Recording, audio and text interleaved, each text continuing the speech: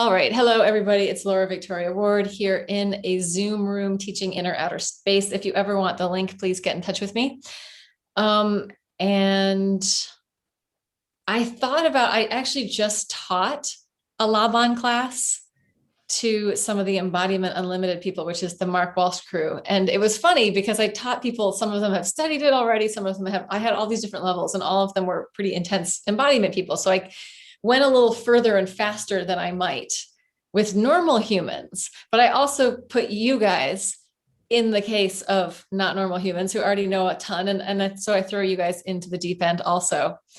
Yeah, reading the audience. Cassie, I know you just walked out of the room, but I am going to make you a co-host. Yeah. I can always hear you even when I walk over there. Okay. Put me in your head. All right. So before we start, let's start. Let's just come in for a landing before we start moving. And I want to do the Luna breath. So Luna breath is that homeopathically distilled, hold on, I've got to mute somebody. I'm just going to mute you guys all. Hi, Bonnie. Because I'm getting a replay. There we go.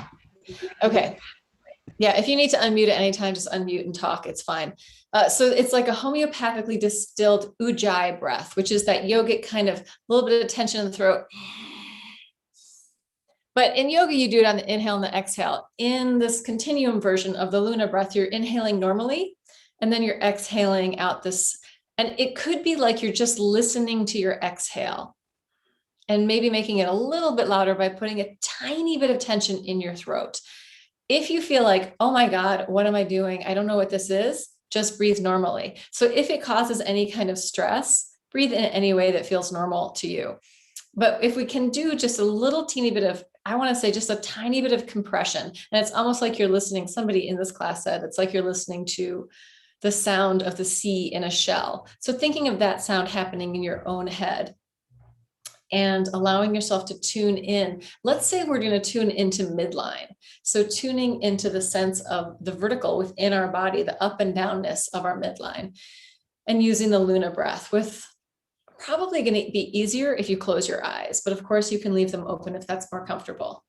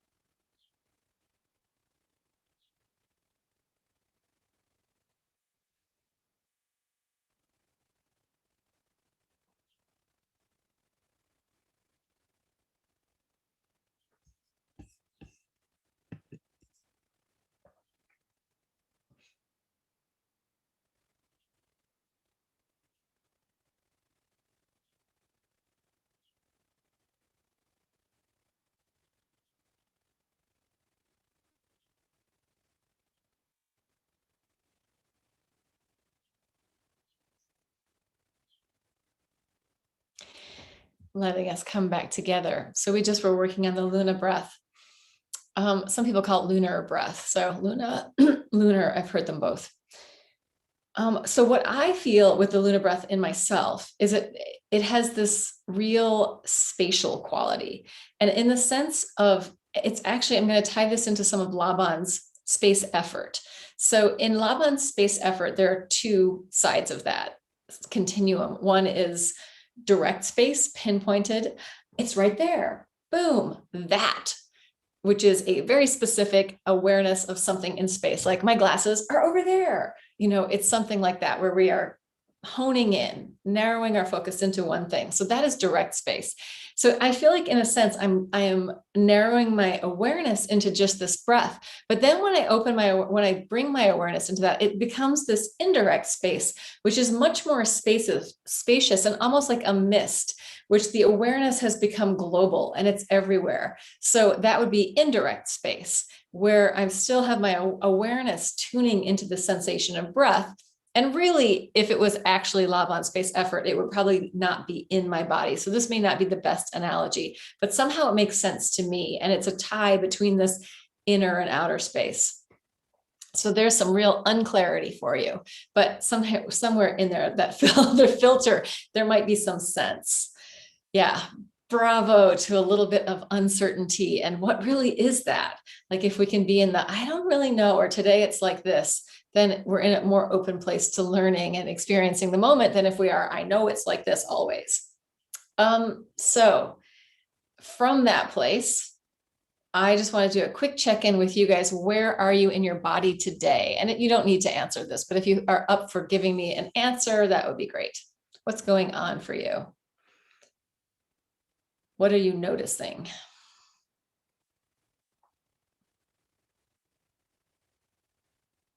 Bonnie. Wait. I'm trying to unmute there. I was trying to unmute. Okay. I was just going to say I had a sudden cancellation, so I was able to take the class. And I'm feeling kind of agitated, but ready, but tense. That's what's going on with me. Sharon. Cool. Anybody else?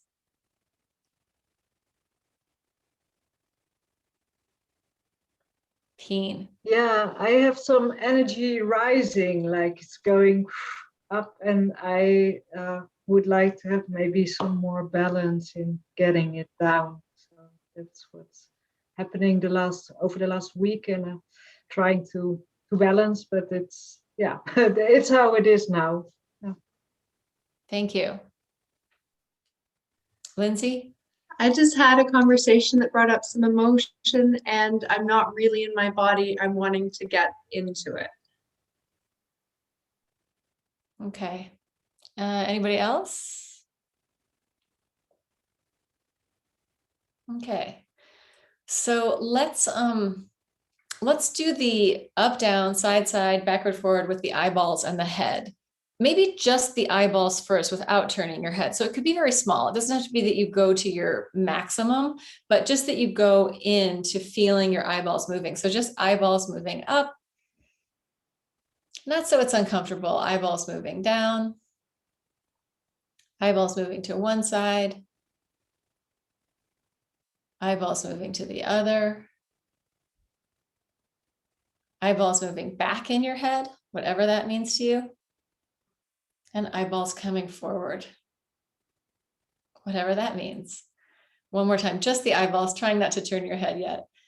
Letting yourself go up. And then bringing it down. And then maybe to the other side first. And then back across to the other side. And then taking it backwards. And taking it forward. And then we're going to add the head.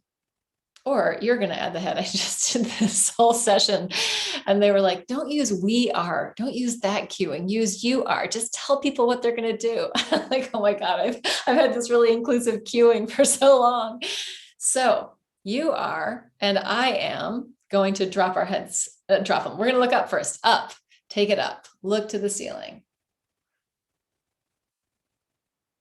And then when you're ready, take it down, look down at the floor.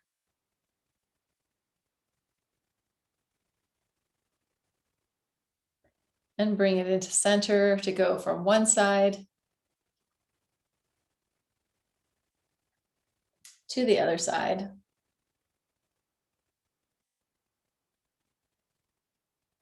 Come back to center, take it backwards and forwards. And one more time, taking it up to the ceiling, look up there, let your head look up. Feel the breath and take it down. Feeling the breath, feeling the tempo, bringing it back, taking it to one side. And then the other side.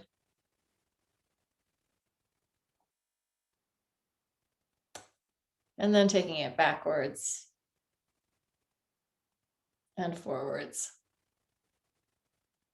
Yeah, good. So we're going to work with that scale. We're going to work with the up, down, cross, open, backwards, forwards, and then we're going to reverse the scale. So it'll go up, down. And I think we've all done this scale together before. So if you feel like it's new for you and you're like, oh my God, what the hell's going on? You can either use your visual to watch, or you can listen to the cueing. So there's different ways of taking it in, right, into your body. Or you can, if you do know it and you have the cellular memory of doing it, try it that way, where you're just letting your body do the thing. So we're gonna stand up. Let's stand up. You stand up. It's funny because the cueing, I think that for our purposes are slightly different, me and that course. So for my own classes, I think I'm still gonna go with the great old we. All right, so I'm gonna go with my right hand. You guys can be on your left. Oh, sorry, I'm gonna be with my left hand. You guys are gonna be on your right hand. So I'm gonna reach place high, vertical, and place low. I'm gonna cross over, horizontal, crossing over, and opening wide. And then taking it backwards, sagittal, trying to keep the hips pointing front and forwards. And now we take it in reverse. So we're going forwards to backwards. We're open to cross. And then we're going down to up. And we'll do it again. How do you guys feel about alternating sides with this? Thumbs up on alternate, yeah? Okay, let's try it. We're gonna go vertical. Place high, place low. Side across, side open. Backwards and forwards. And then it goes into reverse. I'm gonna let him in. Forwards and backwards. We're gonna go from backwards to open, and across. Downwards to upwards. Nice. And hello, Virginia. Hello, Quentin. We're in the middle of the basic scale, up, down, cross, open, backwards, forwards. Then we're going retrograde, reversing the whole thing. Starting again. Place high, place low. Vertical. Side across, side open. Horizontal. Backwards and forwards, sagittal. And from sagittal, we're going to take this backwards now. Forwards, sagittal to backwards. Side open, horizontal to side across. Down to up. Yeah, other side. Place high, place low. Vertical, side across, side open. Horizontal, backwards to forwards, sagittal. Now we're staying forward, we're gonna go backward. Forward to backward, sagittal. Side open to side across, horizontal. Place low to place high, vertical. One more time each side. Place high to place low. Side across to side open. Backwards middle to forwards middle, sagittal. Now we're going to reverse it. Sagittal, forward middle to backward middle. Side open to side across. Place low to place high. Other side. Vertical, place high to place low. Horizontal, side across to side open. Sagittal, backwards middle to forwards middle. And we reverse the whole thing. Forward middle to backward middle. Side open to side across. Place low to place high. All right, and let's come in and discuss it. So for those of you who are used to doing it the straightforward way and not the retrograde, did you notice anything? Like for me, it's all about the transitions. It's not so much going down to up or going up to down. It's about coming from side across to place low. Like there's something really, I don't want to say all my shit. Let's listen to yours. So what do you guys notice? What was, yeah, go ahead, Virginia. I have actually a question. Is that all right? Yeah, of course. This was the first time that I was able to kind of not look at you and look at the direction that we were heading in. And then I looked at you, and it was the first time that I noticed, oh, she's also looking at the direction. Because until now I was like, oh, where the fuck am I going? So my question is, ideally you're looking at the direction, yeah? Yep. Ideally, yeah. Ideally, it's a whole body experience, not just a part, right? Like we can see how different that looks, right? If I open and cross and I'm looking at it, or if I open and cross and I'm not. And this is something we can see in dancers. Like we have a natural writing response. We want our head to be vertical naturally. And so I've seen whole performances of modern dance with dancers who were taking their head off vertical, and then dancers who weren't taking their head off vertical in the same performance. So it's like, wait a minute, there's something really weird going on. That like there's this head-tail connection that's not, it's staying in the writing pattern. So just to be aware, like if I'm going down, if I'm going up, that's a more natural way of taking your head off vertical. But if I could do my head like that and still, or I could look, right? There's different ways of taking the head. I could take the head with the eyes, or I could just take the head. So just to add that extra layer of thinking about how we're moving. Anything else? Goes Cassie. I was just going to piggyback on what you were saying about the transitions from place to place, especially when we reversed it and we were going from back to open. It reminded me of however many weeks ago when we were thinking about like kind of arcing versus coming through the midline, peripheral and Central. Thank you. So that just came to mind that it almost, when I think of it in the transitions, it almost feels like a more 360 dimensional experience versus like up, down, side, back, forward. So it's an interesting change of brain between one and then the other. Yeah. And I think I'm just going to step onto that a little bit more. When we move centrally from the center to the edge, it has a feeling. I'm coming, I'm going, I'm coming, it's in, it's out, I'm bringing it to me, or I'm moving along this outside surface.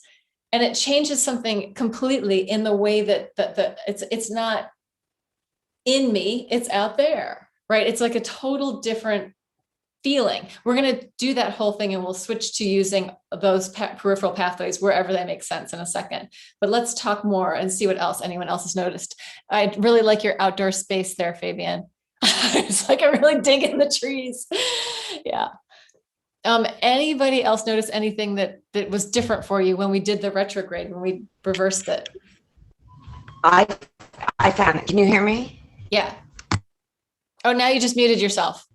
Oh, okay. I found that on the transitions, it was really clear to me how fixed I am with direct. That sprang up so much that I really am living direct completely. And I didn't experience it till we were in that, what I feel is a basic scale, to slow it down enough in that more confined scale versus, the Icosahedron scale. In the more confined scale, I could experience a transition enough to recognize my own directness, which was big. Interesting. Cool. Anybody else? Lindsay?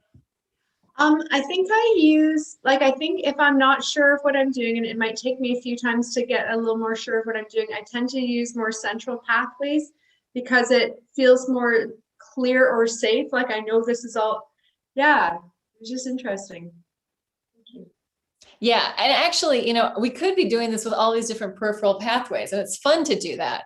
But I keep having us come in, although I didn't on the second part of like, okay, let's open up, right? So, just even noticing, oh yeah, there's that part where I didn't come in to go out. I just stayed out. So yeah. Anything else to say, or should we move along? Keep moving? Okay. All right. So let's do it with peripheral pathways. And then it'll be interesting to reverse them because I haven't practiced it quite that way. So you're going to have to hope for the best with my teaching skills. So we're going to go straight up. We're going to do a central pathway, straight up, boom, to the ceiling. We're going to do a peripheral pathway. It's like we're slicing down all the way down to place low. We're going to come in central up and stab across. So this is actually the defense scale. So we've stabbed across, and then we're going to open through the open, and we're going to keep opening until we step back, and then we're going to stab through. And we're going to take it back the way we came. We're going to take it back with the stab.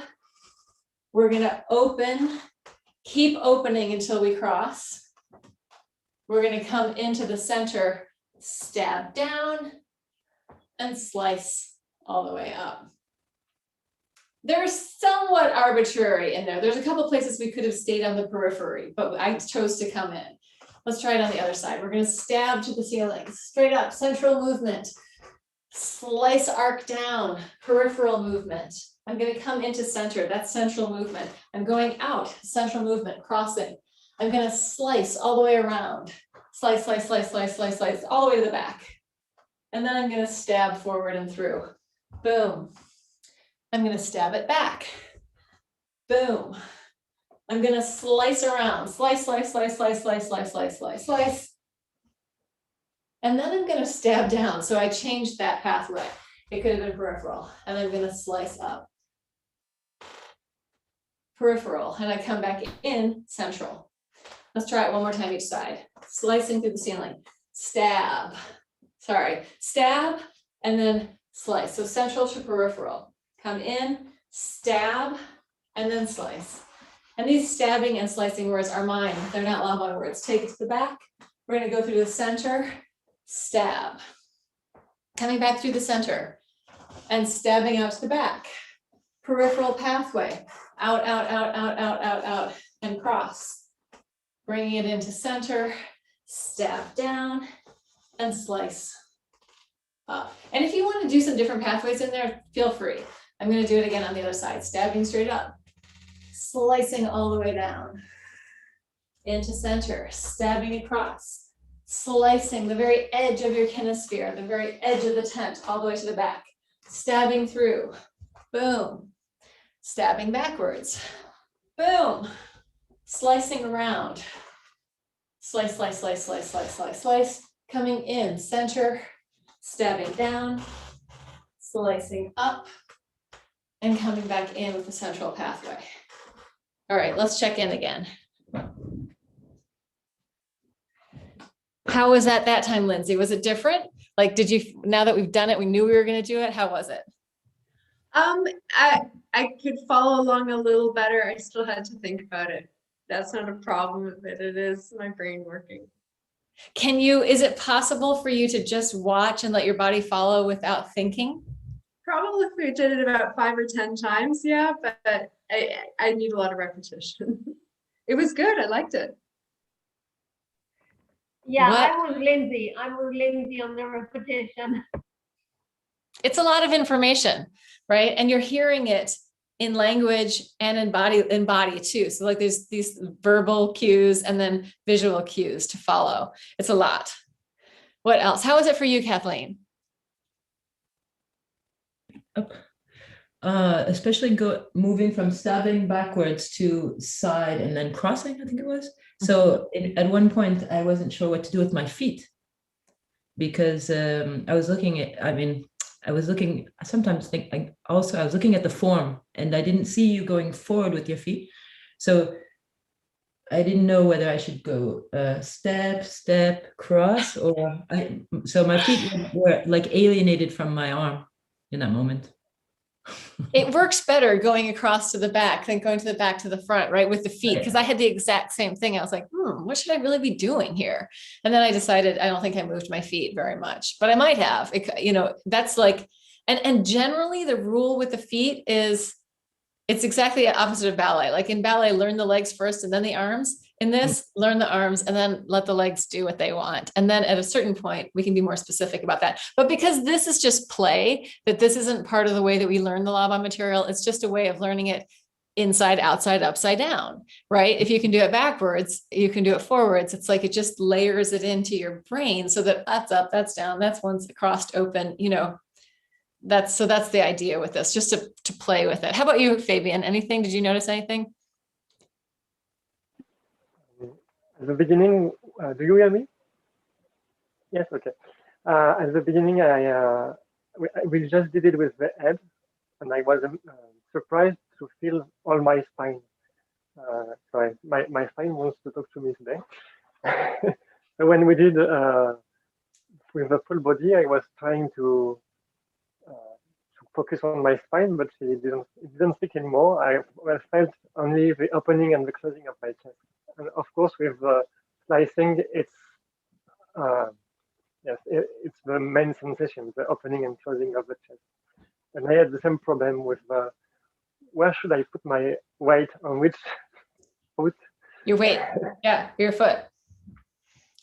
Yeah, well, so that's why it's like, okay, we're just experimenting. So there isn't a wrong or a right around where your foot should go. It just is like, let's play with this by turning it around. Hanan, Quinton, anyone want to say anything in the non-video department? All right. I felt a bit more empowered or something, or like superwoman or super super person. Like, wow, it was more connection. I don't know. I find it a nice feeling. Yeah, I mean, we kind of added effort because like, you know, there's some speed and there's some like strength into those stabs. Like even just the language is going to give us a different way of then like, instead of just glide your hand forward as opposed to stab, like has different stuff. Cassie, anything? I just found it super satisfying. Kathleen, I enjoyed, you were talking about the opening because it really scans the entire periphery. So I felt like it got my eyes moving in a different way that wasn't so direct. It was more tracking, which it felt really satisfying to move from one place to another and not feel like I had to stop at the end point because I got to go to the next end point. Yeah, I like it. I dig it. Yeah. And did you guys notice anything that like, okay, did you feel like that sort of the tension in your body to do what a central movement is compared to the tension in your body, like the counter tension to do peripheral movement? Anyone? Are you talking about the stabilizing elements that permit that? Yeah. That's what I like, that feeling, because you're traversé, it goes through you. Yeah. The movement when it's expansive like that in space. Yeah. And I want to say one thing about this. So after studying Laba movement analysis, I studied Bindegewebsmassage, which means it's connective tissue therapy. And the woman who was teaching it, and this is something that Irmgard Bartenieff also had studied. The woman who was teaching it only taught people who already had Laban training, because she wanted us to like the way that we did the strokes and the way that we moved through bodies and then through our own body was super important, that it wasn't like going to get stuck in their body or get stuck in our body. So like if I had a movement where I'm pulling a stroke through somebody, like it wasn't like I'm here and now I've left their body and it's done. It was like I'm here, I left their body and now it's going to move out and away. So there was this whole thing about which brings in both that central and peripheral tension in the form of doing body work. So just to name that. And I felt like when I spent the time, it was a 2-week course at this woman's farm in Pennsylvania, and like in the Blue Mountains. And we were intensely working all day long, studying all this stuff. And then all weekend, we had 2 books that we had to read. So we were just reading nonstop. Like, I don't think I've ever worked that hard on one thing as when I studied that. But because we were doing it And it was all movement analysts, and we were looking at all this different stuff. And then that's when I felt like the work that I'd spent in the previous year of studying movement analysis started to really land in my body, because I was having to do it in this other format with people who were also trained in that. So it's like, but having said that, I also feel like this is the kind of stuff that spends your lifetime landing in your body. Like, you know, feeling what does this thing mean today? What does it mean? How is it going to feel tomorrow? It might be totally different. Like the energy's up, the energy's down, you know, like, and it's still a huge mystery as much as anything else. Anyone else notice anything in there? Virginia. Thank you for saying it takes a lifetime to land in your body, because that's how I'm feeling. All of it, you know, and all of the movement stuff. It's like, I sometimes, and the more that you can come to approaching each session as a total beginner and like, what's going to be like today. And I have to say, I learned that a lot from Continuum, is that, oh, I don't know what's going to happen today. And I give my body some permission to be different than it was yesterday, and to not come in as the same me. You know, it's that Heraclitus, you can't step into the same river twice, because you're not the same and the river's not the same. Yeah, I know that's just totally your language, Virginia, and I love it. But like, we're fluid, our systems are fluid, everything's changing, like, and everything around us is affecting us at all times. So it's like this layering and learning. And also, what worked today in this session is not going to work tomorrow in that session. You know, like, we have to keep refining and tuning and toning. Yeah. Okay. Anything else to say about that, or shall we move on? Move on. Oh, go ahead, Lindsay. Who is that? Who's the massage teacher? What's their name again? The woman who taught it was Teresa Lamb. Okay. And the style is Bindegewebs massage, which means it's in German, connective tissue therapy. And there's a woman who wrote a book about it called Elizabeth Dickey, Dickke. Did you do it, Bonnie?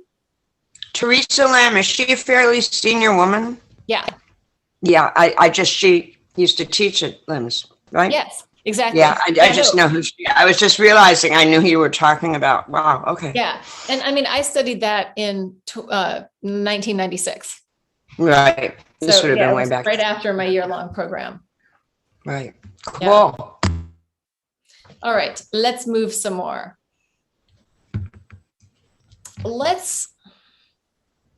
I want to play with the A scale, but we're going to do it in small parts. And all of you guys have done a little bit of the planes with me. So I'm not going to spend time teaching the planes again, and you'll just learn it from however it lands in your body, and trusting that you sort of get what it is. Or not learn it, just take it in whatever way you're taking it in. So I'm just going to do 3 points at a time. And what's going to happen is it's going to go from the vertical plane into the sagittal plane, into the horizontal plane. So we're going to do these 3 points. I'm going to go high right to back low in the sagittal to left forward middle, crossing. Again, high right to back low to left forward middle, crossing over. And again, high right, back low, left forward middle. High right, back low, left forward middle. Okay, so now I'm going to pick on you just a little bit. Lindsay, I need a little bit more side in your high right. So high right shouldn't be here. Yes, even more. That's it. There you go. Yeah, it wants to not be here. It wants to be like you're just going off of your, yeah, exactly. Nice. You guys all picked that up. I just picked on her because I could see her really well. So high right, going out of your sort of, yeah, exactly, into back low. And the same thing here. Like, I'm going to show you where I am. I'm like this. So I'm in that back tilt, and then I'm going to reach around and take it to left forward middle. Yes. And make sure so I'm going to show you sideways. Here's my left forward middle. So I'm really moving forward on that. I'm also moving left. It's the horizontal plane. So in my vertical plane, the dominant pull is vertical, but there is still a fair amount of secondary pull. So if I was really even in a square shape in my vertical plane, it'd be like this. But I'm in a big rectangle, so I'm like this. Yeah.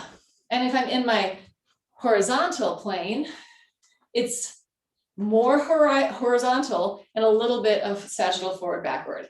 In my sagittal plane, there's more forward backward and a little bit of up down. Yeah, Lindsay. Is this flat, steep, suspend or whatever? It is. But it's, how does it go? So the first thing is actually steep, I think. From here to here is steep. And from here to here is flat. But it's so confusing. Don't worry about flat, steep, and suspended. I mean, you can worry about it because you're learning this stuff. But yeah, so I think when I go from vertical to sagittal, that's the steep. When I go from sagittal to horizontal, that's flat. When I go from horizontal, is that right? Da, da, da. Actually, it might be. It's flat, steep, suspended. Steep. I can't think about it right now. I'll get back to you on it the next one because it is part of the whole thing. All right, but let's go with the other side of the same 3 points, but on the other side of our body. So we're going to go high left. Yeah, and getting yes, to back low, to right forward middle, crossing to that front corner. Again, high left, back low, right forward middle. One more time. High left, back low, right forward middle. Yeah, so you're going to cross your legs in the front. So we're going to come from that high left to back low, and now my arm and my leg are going to come around and cross. Yeah. Let me do this facing the same direction as you guys, and it'll make it a little easier for you. So starting on the right side, high right, back low, crossing arm and leg, left forward middle. High right, back low, left forward middle. High right, back low, left forward middle. Switching to the other side. High left, back low, right forward middle. High left, back low, right forward middle. High left, back low, right forward middle. Good. And let's come back in together. Was that helpful for me to turn around? So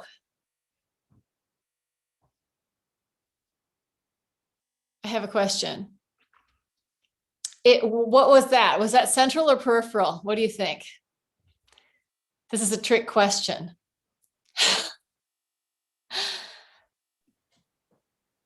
Was it both?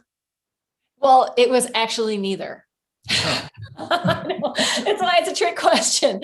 So, I mean, the first move was central, coming from here to there. But then there's another form, which let's just pretend that this is a ball. So if I'm going to do central movement, like I'm going from the center to the edge. If I'm doing peripheral, I'm moving around the edge. Transverse movement. So not to be confused with the transverse. So in regular anatomy, there's the sagittal, coronal, and transverse plane. And just erase that you know what that means. Transverse movement in Laban means movement that goes from one plane to another that doesn't go into the center or around the periphery. So usually the transverse movement, so I'm just going to show it to you sitting down, but I'm going to back up a little. Transverse movement would be, here's my high right. Now I kind of like shape my body to get out of the way so that that can go to the back low. And then I'm going to try and get my body out of the way as it comes around and through. So it's like it's shaping around your body. It's not necessarily more three-dimensional in space, but it's more three-dimensional in what it requires your tissue to do. So it's like it's requiring these rotations and these different shapes and movements in your body that aren't just central and peripheral. They're more like, oh, I'm going to squish around. So I want to say they're almost more organ related, like they require more of the inner shaping of the body and the system. So does that sort of make sense? Do you understand what I'm saying with that transverse business? Is this what you're talking about? Is this the central?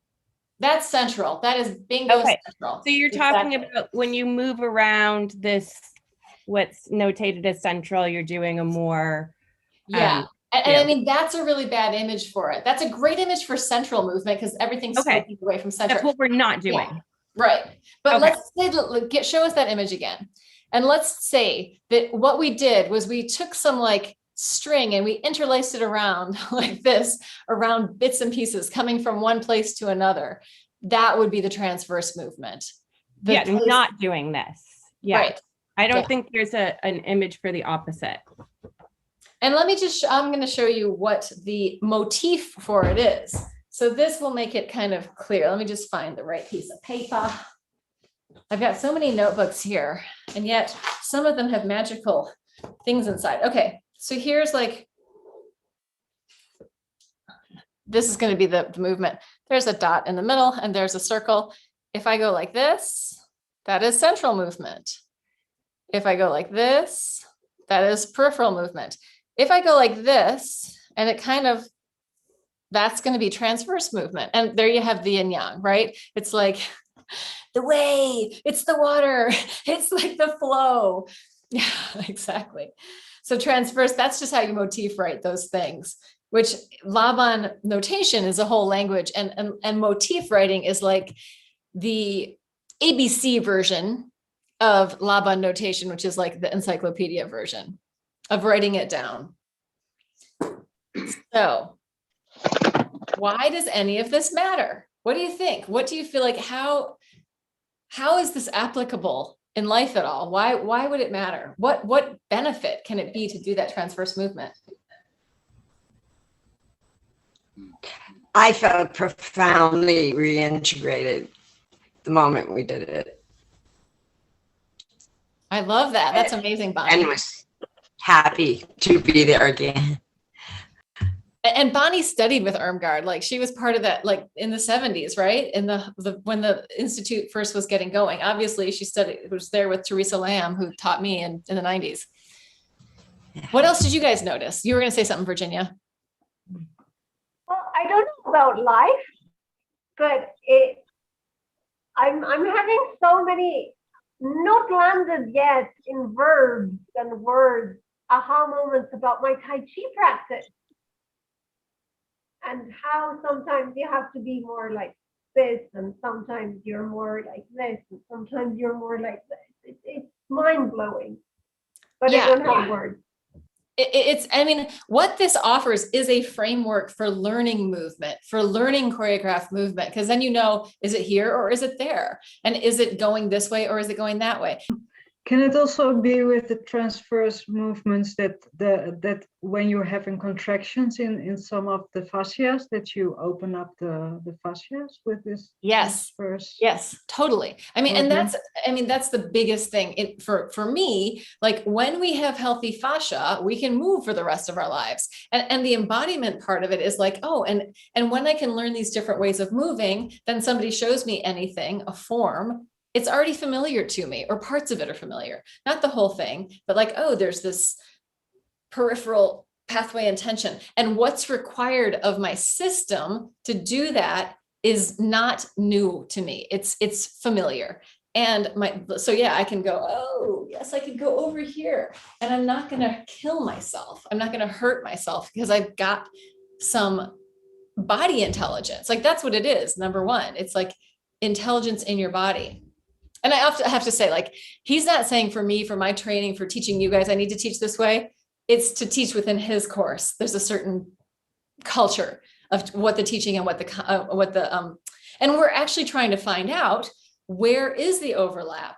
Where are the value coming for those other people? If I teach this stuff in that course, like it might be too hoo-ha and out there. Unless we know that today we're going to learn this stuff, it might be too hoo-ha and out there. So like, let's test your edge of what you can handle in that.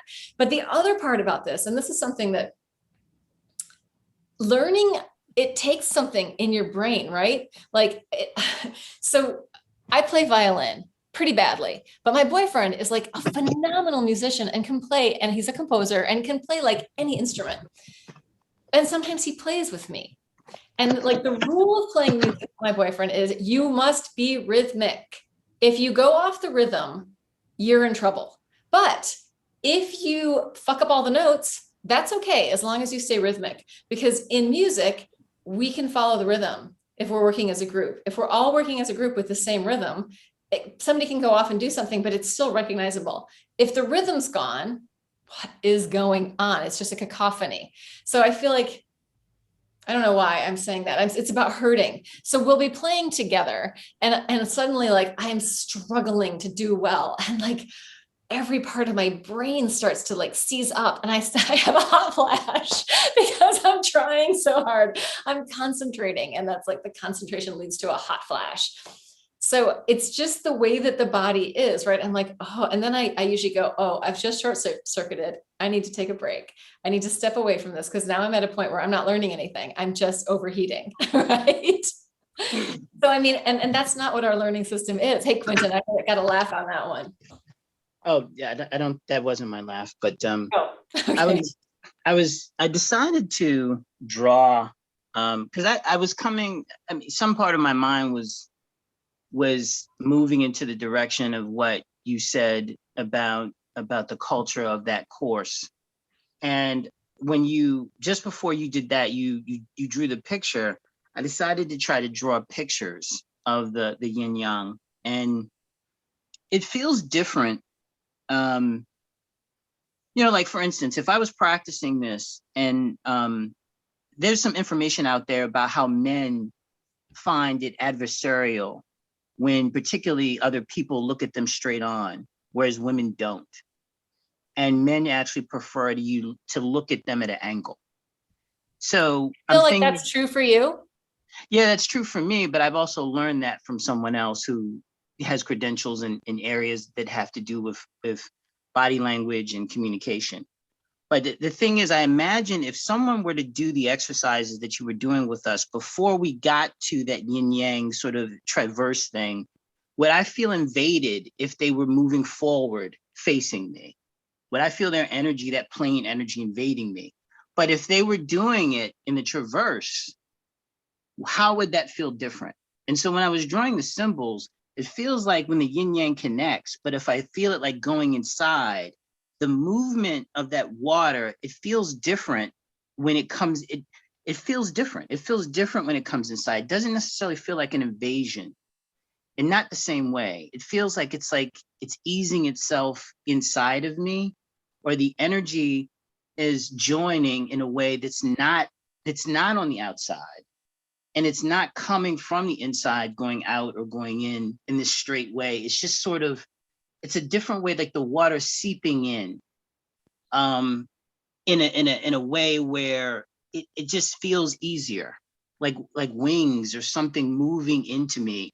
And I feel integrated, or sensations of integration, without things having to surround me, or feelings of being surrounded or crowded, or feeling that I have to be aggressive or penetrated in order to experience something. Thank you. Yeah, that's the best I can come up with, but it feels different.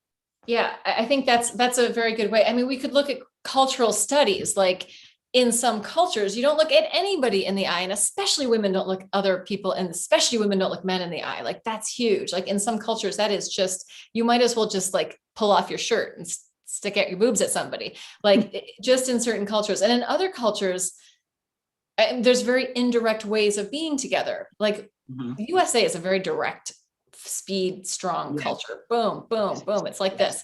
But like, it's funny. And in my family, me and my brother, we're both super strong, direct, and quick. If I head to head with my brother, it's a massive explosion. And nobody wants to be around that. My brother's wife is a master of indirect. How does she get Carrie to do what she wants him to do? Not by telling him directly, you need to do this. That will never work. It has to be this dance around of like, this is how this is going to happen. And for a long time, because my family was so strong, direct, and quick, I did not respect the indirect way or understand how powerful and useful it could be at sometimes achieving your means, or just integrating with other people. So I feel like these things are also very cultural. They're very gender oriented, but they're also, you know, what are we comfortable with? And I think that's another big thing with this is like stepping into the capacity to understand why we're uncomfortable, or how we can become more comfortable with different things in ourselves. So I don't know, that's what the work does for me. I think it like allows a deep, deep level of integration of all this embodied material, so that I'm not going, oh, I have this trauma over here, I have this over there. I'm just like, okay. And when I do have trauma, I'm going to my chiropractor. I'm like, I'm going to somebody that's going to work on my body, but that's me. And I don't have a huge history of trauma. Everyone has trauma, but I don't have like, I was never horribly abused or beaten or anything like that I'm aware of. But I did have shit that I had to deal with throughout my life. So I've got my own stuff, but the more that I can embody and land, I can go, oh, okay. And a lot of these practices are so not personal. It's just the energy of what's going on, that it's like, there are moments where it can be very emotional, but a lot of time it's just like, interesting. This is what's happening. So it's another way into dealing with the body that isn't, I mean, I feel like so much of embodiment right now is really trauma centric. So let's get moving again. And what time is it? Let's go for a few more minutes. Let's add a few more points onto this transverse business. So, well, I'm going to face the other direction. So we're going to start with our first 3 points, and we're going to add 3 more points. And I'm just going to face the other direction so that I'm doing this actual same hand. So I'm going to go to high right, to back low, to left forward middle, and then low right, to back high, to right forward middle. So one more time, the same thing. High right, to back low, to left forward middle, low right, to back high, to right forward middle. I'm going to say one more thing. So one other thing we could think about is that I'm going to initiate the movement maybe with my elbow, and then again with my elbow, and with my elbow, so that so that's going to help me break the centralness and like let me be transverse and move through it. All right, let's do it again. High right, elbow, back low, crossing, left forward middle, elbow, low right. It could even be elbow here, back high, elbow here, right forward middle. Again, high right, back low, left forward middle, low right, back high, right forward middle. Yeah, and actually now I could tell you, Lindsay, now that I've done it and can feel it, this flat, steep, and suspended, but we'll leave that for another day. Let's do the other side. Left side. High left, back low, right forward middle, elbow, low left, elbow, back high, left forward middle. Again, high left, back low, right forward middle, low left, back high, left forward middle. Last time through. High left, back low, right forward middle, low left, back high, left forward middle. So that's the first 6 points of the 12 points of the A scale. And if I was going to show you in here, it would be high right to back low, left forward middle, low right, back high, right forward middle. So it's moving all the way around the icosahedron, going from the vertical to the sagittal to the horizontal, to the vertical to the sagittal to the horizontal. And I'm going to add one element. So it's funny because when you teach this stuff, it's always too much. That's part of Lavan. Like when you study the intro, you get like all the information that you basically learn the whole year in a weekend. It's like, it's way too much. It floods you. But that's part of the nature of it, right? And so whatever lands and trickles in, bravo. And whatever doesn't, don't worry about it. There will be more layers of this happening. So there was one more thing I wanted to say about the icosahedron, about that scale. But I can't remember because I went on a tangent and I was up at 5:30 this morning. So I know. What else? What are you guys noticing? Can you just clarify? I realized I was doing back high to front, the last point, peripherally. What is the path of the elbow on that? Okay, so the last one, yeah, from here, Yes. think of this. So if I'm going from here Yes. to there, so you can still. Okay. Yeah. Okay. Yeah. Kind of straight line almost, right? Okay. Yeah. Thanks. Back high, and then think, right? Elbow. Pretty much like if you get your elbows and shoulders involved, you're going to be doing it a lot more. And that's also that business of taking the torso out of that like erect corset and that Western way of, being in our bodies and giving it a lot more freedom, which is then super helpful and healthy for our organs. It's giving them a chance to squish around and move against each other. They should be gliding in there, not gumming up. And when they don't move, they start to get gummy. This class is just like a huge metaphor on the East Coast and West Coast for me, because I kind of grew up in embodiment and release techniques, and I would show up to the stuff on the East Coast and they would be like trying to explain it. And I would be completely distracted and on the floor in the puddle because I grew up in release techniques. So people on the East Coast would be like, we have to fight the system. And I would be like, I grew up doing release. I already fell apart. But there was like a secret notation. I got these books. They're old library books, and they have secret notations from a mysterious person. And one of them that I'm trying to unwind says that the first experiment was workers on a rooftop in, it looks like Nice. I won't even try to show you because it's like these super light pencil notations. And then this person is very obsessed with the tableau vivant. Oh, right. Living tableau. Yeah, exactly.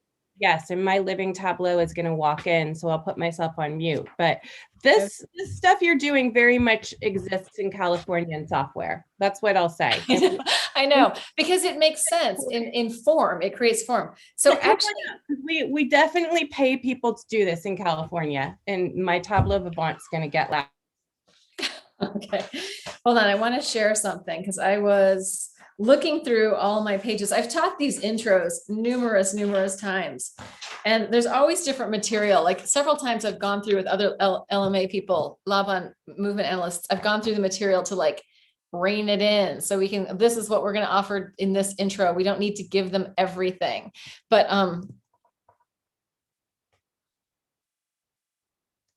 I felt like, okay, so here, I'm just going to read a little bit of stuff. And it's not that Laban's writing can be very weird and like kind of hard to take in. Like I've read a bunch of his books, and also remember, he was like a contemporary of Steiner. He was actually one of the heads of the OTO for like a minute, which is the Ordo Templi Orientis. It's like all of this crazy stuff. See you later, Abby. So there's like a whole layer of mysticism in there, which is, I think, super cool and very much in agreement with. But for some people, it's like, well, that's too much. But I'm going to read this. Movement is not the mere motion of limbs and body. It is in some haphazard way divorced from inner participation. It is the visible manifestation of man's true intellectual, emotional, and spiritual state, and is the result of striving after an object deemed valuable or of a state of mind. It is the link between man's intentions and their realization through action. This link between the covert and the overt behavior of man, Laban termed the flow of movement, which fills all of our functions and actions. It discharges us from detrimental inner tensions. Movement may be deliberately or unconsciously expressive, and shadow movements, the tiny movements of muscles which have no other than expressive value, such as twitches and jerks of the face and hands, are particularly revealing of an inner state of conflict or serenity. So, I mean, that's kind of a long blah, blah, blah, blah about part of his stuff. but I think like the idea, like it's all out there, like it's not a secret. Whatever we're doing is happening. And right, I just would have to point you guys out to the fact that Teresa is down there showing us, Phoebe is down there. They're having a book fight between the Laban book and the Light Up Journal. Equally important things, I think. All right, so let's finish it off, coming in together. And any final, that wasn't the greatest quote. It was just one that I could find. So, and I think it's things to think about, especially like the shadow movements. I find myself doing things like when I'm working hard in a ballet class on point, my hands do weird stuff. So it's like, where is the tension expressing in your body? Like there's usually a place that's doing some kind of thing when you're trying and you're in that difficult learning part. Yeah. How about you guys? What's going on? Can I shadow movement stuff? I feel like I'm trying to correct one leg the way it moves, and I often while I'm walking also do that with my hands. Like I get my hands or my arm or is all trying to lean my leg to do something a bit different. Yeah. And thank you for a wonderful class. And they're always fabulous. This one too. Thank you. Oh, and yeah, thank you. Anybody else? Anything else that you noticed in there with any of those ideas? Oh, No, for me, when we were doing the left side in the last round, I've been in pain, in severe pain for weeks on my left shoulder blade. And I couldn't quite get the elbow. I was much more stiff. And now that you read the Laban quote, I was like, okay, I had an inkling that there was, but it shed a whole different light on this thing that's caught up and won't let out. Yeah, the metaphors. Kathleen. Yeah, I thought that feeling of this with the elbow was so delicious. So it's because it's so like fish or snake-like. And it's in stark contrast, that feeling with the precision of space. So bringing those two things together was just a really nice feeling. Although sometimes disorienting, like where in space exactly, because I'm not quite familiar yet with the scale. I mean, I couldn't repeat it without guidance, but I loved the feeling of the shoulder and the elbow, which creates a wave like in the spine and trunk. Yeah, exactly. All of that stuff. That's why it's like, it is more advanced. Like we don't really work with that scale until the end of the year. I mean, like we really get it in, but it's like, but all of these movements, it's just movement. Why can't people do them? You know, like even if we don't memorize everything or what it all means, but just have some of that movement in our body. I feel like it's such a rich thing. Go ahead, Quentin. Quentin, then. I feel that like I can understand how to make things more general or almost universal in a way without being spiritual. At the same time, when you're receiving something, there's something interesting about being disoriented and then finding a place where you're finding being reoriented. And you know, you look in a funhouse mirror, and this funhouse mirror is reflecting back all these different distortions, supposedly, of what you appear like to your own mind, your own brain. Your eyes are receiving things so differently. And sometimes you can laugh at that, and yet you feel sensations, but then you look at yourself and feel that it's not true. You know, so if someone throws something at you, it could be an insult, it could be a concept, something where your mind is actually perceiving the energy in a straight line. You know, so you're not prepared of what you may feel as a disorientation. You know, like even when you're movement, I'm getting the impression that your mind on some level with movement is prepared for at least my interpretation of what would be disorienting. You know, that your mind is ready to move in these ways that are just not back and forth. And yet you can do that, but you're able to let the planes intersect and at the same time move in these patterns that are sort of moving forward and backward, but also not, they're squiggly or, you know, in different ways. And so it just, you know, creativity you always think that things are not backward and forward, then it must be something creative. And then how we make creative makes sense. Well, it receiving energy or any concept in any way without breaking the rules and not letting the person always see that, you know, I'm feeding you this and you must receive it this way. And I feel that, you know, the yin yang, I'm always thinking about it being conjoined on the outside as a way to being conjoined on the inside.